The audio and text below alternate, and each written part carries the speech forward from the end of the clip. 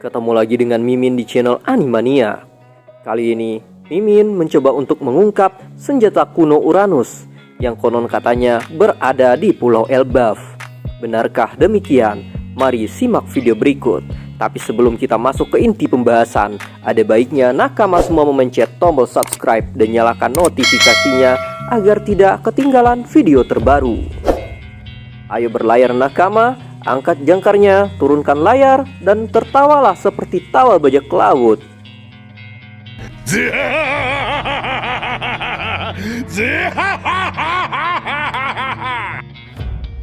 Sampai One Piece chapter 1048, masih belum diketahui poneglyph apa yang ditemukan oleh Law di Onigashima. Sejauh One Piece chapter 1048 masih belum ada penjelasan dalam poneglyph yang menyebutkan soal senjata kuno ketiga, yaitu Uranus. Apakah ada kemungkinan bahwa poneglyph yang ditemukan Law di Onigashima ini mencatat informasi mengenai senjata kuno tersebut? Berikut pembahasan One Piece chapter 1048 mengenai senjata kuno Uranus dan kemungkinan keberadaannya.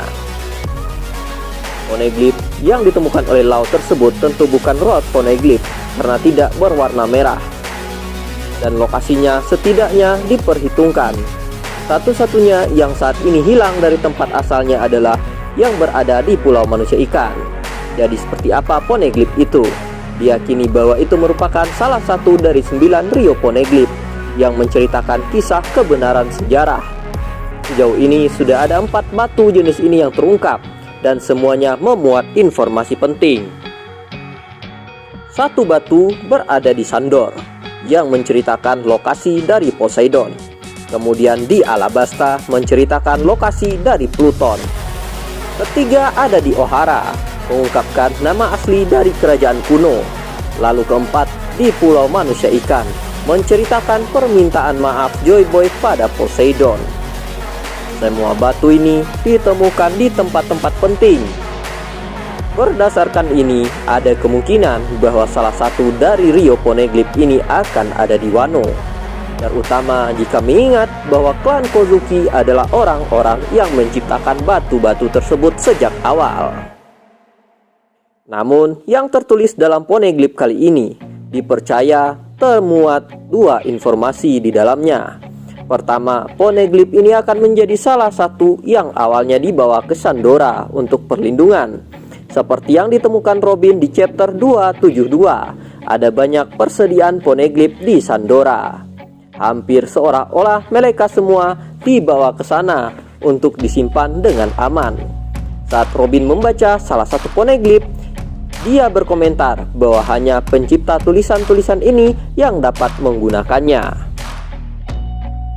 Lalu dia membaca kata-kata bahwa kami adalah perekam sejarah. Ada harmoni dengan suara lonceng besar. Ini memberitahukan bahwa Wano dan Sandora terhubung. Hal ini akan masuk akal jika mempelajari bagaimana aliansi kuno antara Wano dan Sandora. Itu juga akan efektif sebagai persiapan untuk tahap selanjutnya dari alur cerita Joy Boy. Kemungkinan ini memberitahukan bahwa Sandora merupakan tempat pertemuan pertama. Juga akan terhubung kembali ke Sandora sebagai poneglyph utama yang mereka lindungi. Dan bahkan menjadi bagian tengah dari lonceng besar adalah Rio Poneglyph yang memberitahu lokasi Poseidon. Poneglyph ini menjelaskan hubungan antara Wano dan Sandora. Selain bagian penting dari pengetahuan yang menyatukan poin plot sebelumnya, serta menyiapkan tahap selanjutnya dari cerita Joy Boy. Dipercayai bahwa Rio Poneglyph ini akan memiliki satu informasi penting. Rio Poneglyph ini akan mengungkap lokasi dari senjata kuno Uranus, karena jenis batu sejarah ini sepertinya selalu memasukkan satu bagian dari konteks kebenaran. kemudian menceritakan salah satu hal yang terkait dengan abad kekosongan. Alabasta telah memberitahu lokasi dari Pluton, dan Sandora memberitahu lokasi Poseidon. Jadi yang ini akan memberitahu lokasi Uranus. Diyakini bahwa lokasinya berada di Elbaf, karena mitologi dari Uranus memiliki kaitan erat dengan penciptaan raksasa. Sementara bentuk dari senjata kuno ini sendiri diyakini berupa buah dari pohon raksasa berdasarkan Gigi Draisel. Ini adalah buah yang disebut mana, dan mereka terkait dengan pemberian kekuatan magis. Terlihat akrab, bukan? Namun ini masih berupa teori yang kemungkinan besar akan terungkap setelah One Piece chapter 1048 mendatang. Sekian video ini Mimin buat hanya untuk hiburan dan informasi kepada nakama semua. Sampai jumpa.